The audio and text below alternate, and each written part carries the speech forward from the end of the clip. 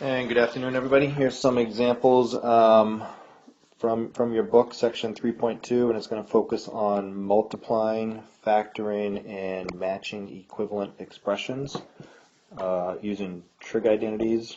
And this is going to be geared towards giving you examples for questions 1 through 36 in your book.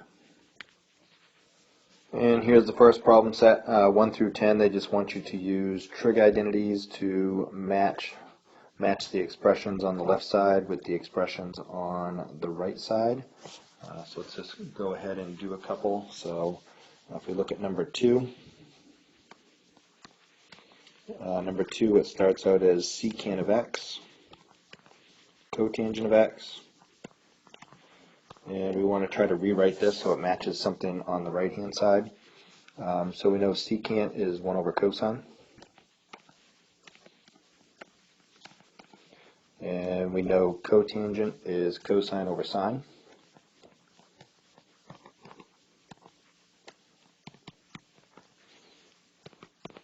And your cosines will cancel. Cosine up top divided by cosine down bottom, that's going to divide out to be 1, so you're left with 1 over sine. And if we look at the options in the right hand column, do they have a 1 over sine listed as a possibility? No, they don't. So if we keep simplifying this further, we know that sine is the reciprocal with cosecant, so 1 over sine is identical to cosecant. And that does match up with something. So it looks like number 2 will match up with option I.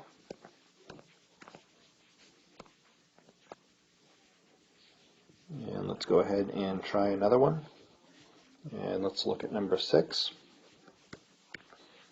So number 6, we have cosecant of x minus 1 multiplied by cosecant of x plus 1.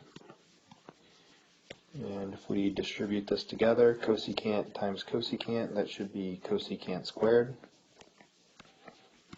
Cosecant of x squared. Cosecant times 1, that should be positive cosecant. Negative 1 times cosecant, that should be negative cosecant. And negative 1 times 1, that's going to be negative 1. And your two middle terms are opposites, plus cosecant and minus cosecant, so those will go to 0. And now we're left with cosecant squared x minus 1. And if we look at the options in the right-hand column, that is not showing up as an option, so this should have kind of the parts and pieces of one of the Pythagorean identities, so we know 1 plus cotangent squared, one of our identities. 1 plus cotangent squared is identical to cosecant squared. So if you subtract your 1 over, cotangent squared would need to be identical to cosecant squared minus 1, which is what we have. So cosecant squared minus 1 is identical to cotangent squared, so we could rewrite our cosecant squared minus 1 as cotangent squared. And we will look again and see if that is in the right-hand column, which it looks like it is. It looks like option C. So number 6 should match up with C.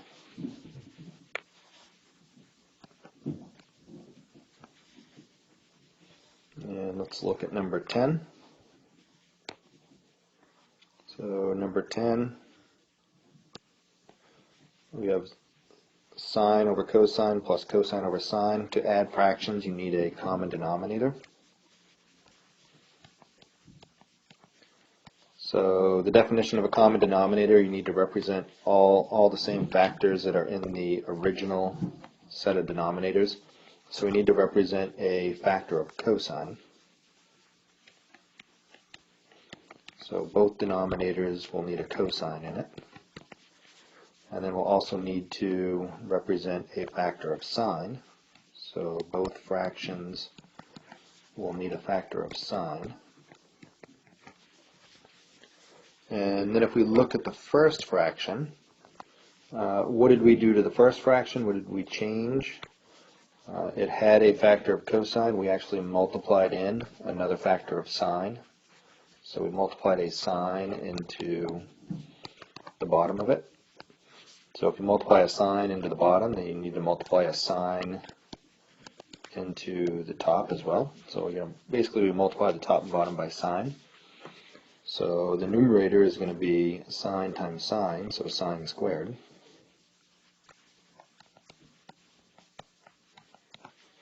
And then if we look at our second fraction, we had a sine already. We basically multiplied the bottom by cosine. So we multiplied the bottom by cosine.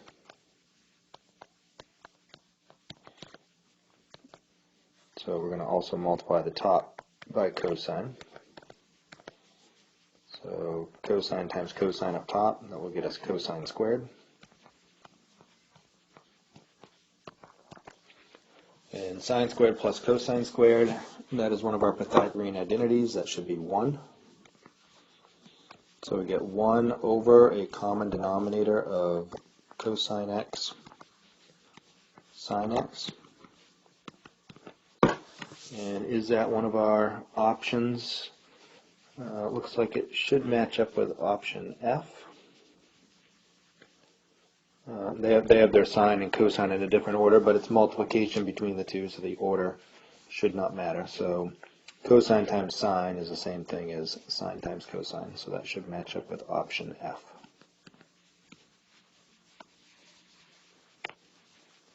And now that I'm looking at it, let's actually do number 4 also, because number 4 is kind of going in the opposite direction. So this one we had to get common denominators to get two fractions together. Sometimes, like in problem number 4, you might already have a common denominator, and you might want to split the fractions into two separate fractions. So let's look at number 4. So again, number 4. It's all over a common denominator sign, so we could split it into two separate fractions where it came from. Sine x over sine x plus cosine x over sine x. So this was the common denominator. And sine x divided by sine x, that should be 1, plus cosine over sine, that should be cotangent. And it looks like that shows up in option J. So number 4 should match up with J. And here's a few examples of the next problem set. So on this one, they want you to find the products. So products, we want to multiply these together. So if we look at number 12, we have tangent alpha plus 2 multiplied by tangent alpha minus 2. So we just need to distribute everything in. So tangent times tangent should get you tangent squared. Tangent times negative 2 is negative 2 tangent alpha. 2 times tangent is positive 2 tangent alpha. And 2 times a negative 2 is a negative 4.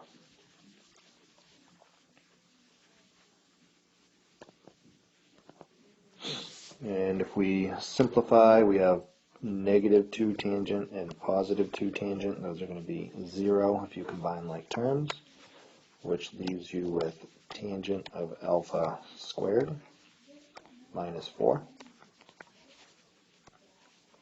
So that would be multiplying those two together. Something like number 16, you need to watch out for these because you have a power of 2. You can't just distribute the power of 2 since you have subtraction in between the terms, so you actually have to write it out as two binomials being multiplied. So for number 16, we have 2 cosine of x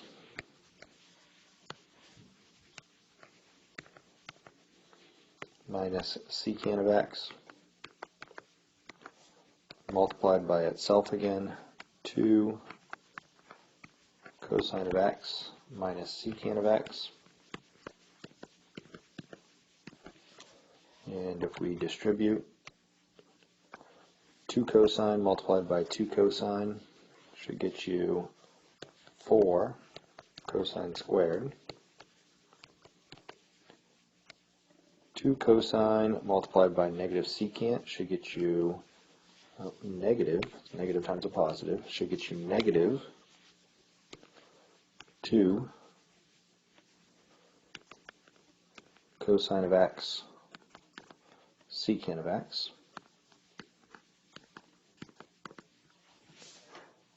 Negative secant times 2 cosine should get you another negative 2 cosine of x secant of x. And negative secant times negative times a negative is a positive, and secant times secant should be secant squared. And on the middle, we can combine like terms. So we have 4 cosine of x squared minus 2 cosine secant minus another 2 cosine secant means you have minus 4 cosine of x secant of x plus secant squared on the end. And one other thing you could pick up on, if you notice, you have cosine multiplied by secant. Those are actually reciprocals with each other.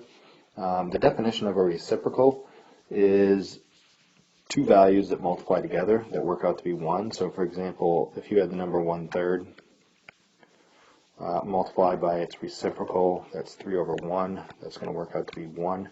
So anything that is the reciprocal with something else will multiply to be 1. Same thing with your trig functions. So if you have the cosine of x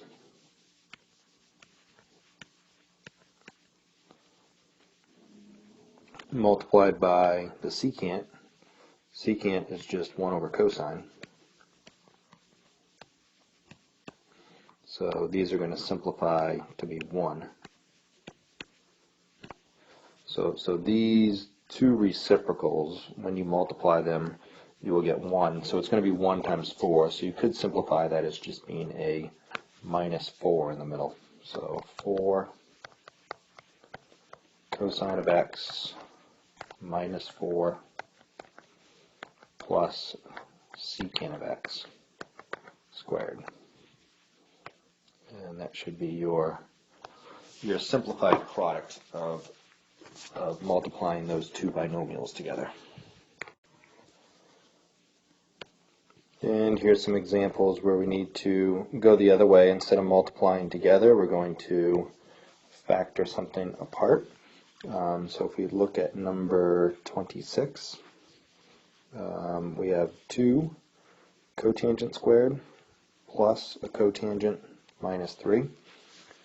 So you could think of the kind of like the algebraic counterpart to this, where cotangent is just equal to x. So cotangent is just some unknown. Let's call it x for the moment. So you basically have 2 cotangent squared, which would just be x squared, plus 1 cotangent, and cotangent again is just x, and then minus 3. So you could take this expression and find the factors for this, and then just replace the x with cotangent. So back in Algebra 2, if you were asked to factor this, you would need factors at the back times the front that sum up to be the middle. So factors of negative 3 times 2, so factors of negative 6 that sum up to be.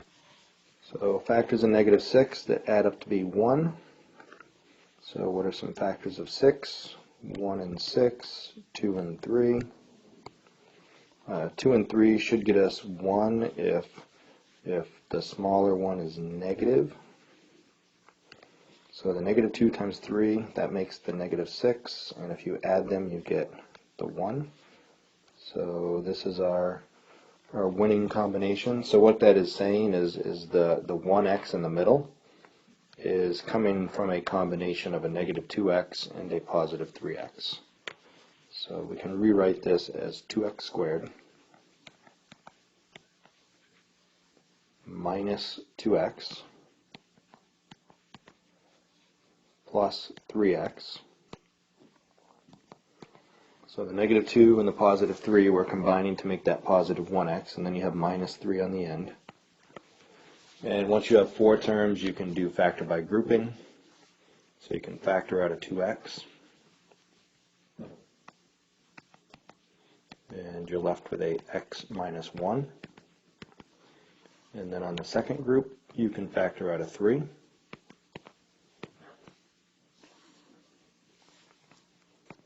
And you're left with a x minus 1. So for factor by grouping to work, you need to be left with the same binomial. This is basically the greatest common factor between those 4 terms. So one of the factors, the greatest common factor, is x minus 1. And the other factor, what needs to be multiplied against the x minus 1, we need to have a 2x being multiplied against the x minus 1.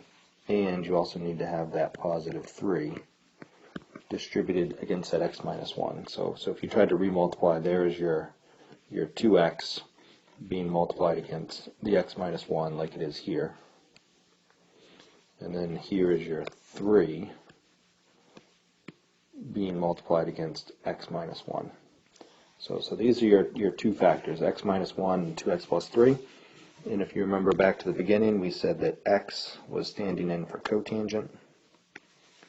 So we can go ahead and say that the x is just cotangent of alpha minus 1 multiplied by 2x, and again x is just cotangent of alpha, and then plus 3. So if you multiplied these 2 binomials together, you would produce the original statement. And I would always recommend that you actually multiply it together, even if you do it mentally, just to check your work. So if we distribute the cotangent into the other binomial, cotangent multiplied by the 2 cotangent, that should get you the 2 cotangent squared. Cotangent times the 3 would get you 3 cotangent. Negative 1 times the 2 cotangent should get you negative 2 cotangent, and negative 1 times the 3 is the negative 3.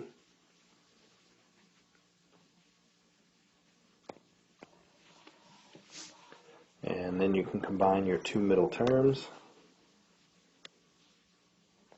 So 2 cotangent squared alpha, 3 cotangent minus 2 cotangent is 1 cotangent, minus 3, and that does match up with the original. So these look like good factors. So there are your 2 factors. And let's go ahead and look at number 24.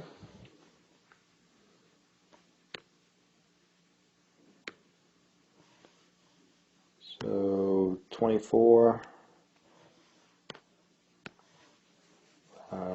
we'll have cosine be the unknown x. So we'll say x is going to be the cosine y.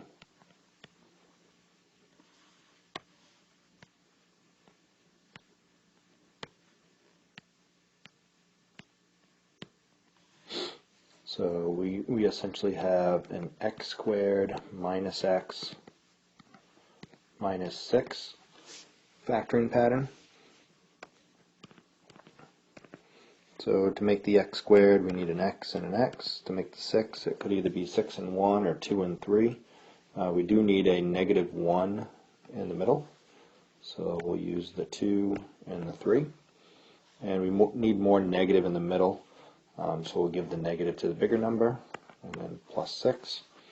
And if you remultiply this, you get x squared plus 2x minus 3x for minus 1x in the middle, minus 6.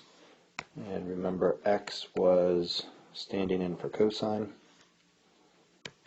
So then we can just put the cosine in for x.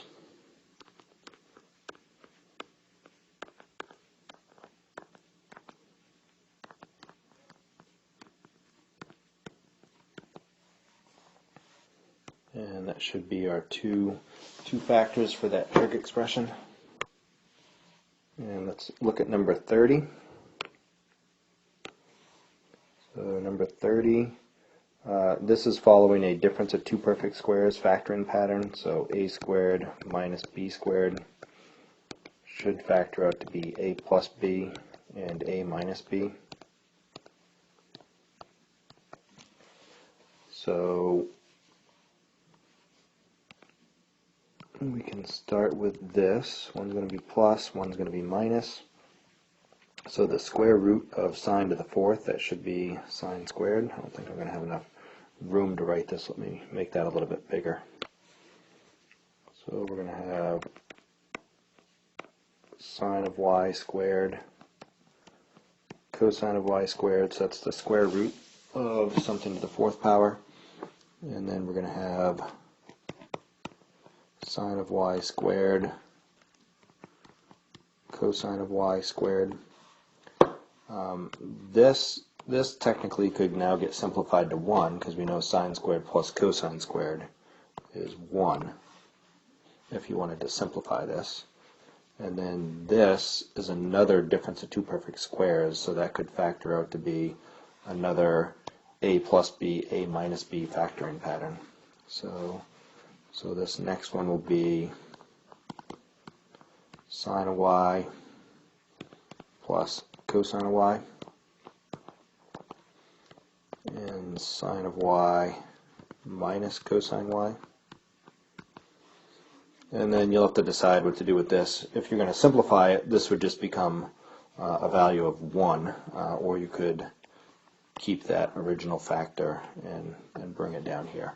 So that would be your factored form. So you have this factor, and you also have this factor, but you could technically simplify that to be 1 if you wanted to simplify things. And let's do one more. Let's do number 36. So number 36, notice you have 4 terms. So whenever you have 4 terms,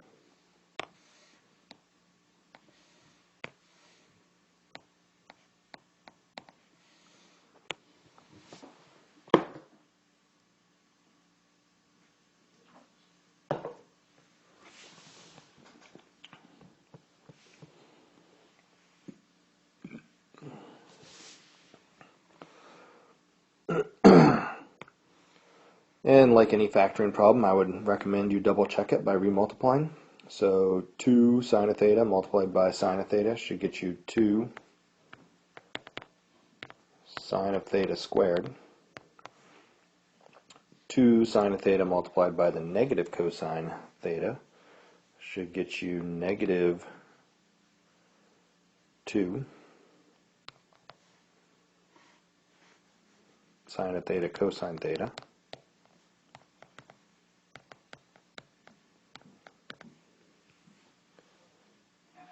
And then 1 times the sine should get you sine of theta. And 1 times the negative cosine should get you the negative cosine. And check it against the original. We definitely have the 2 sine of theta squared.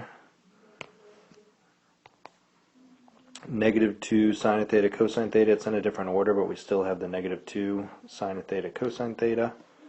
And then sine of theta we have. And then the minus cosine, so that checks out. So there are your 2 factors for that particular problem.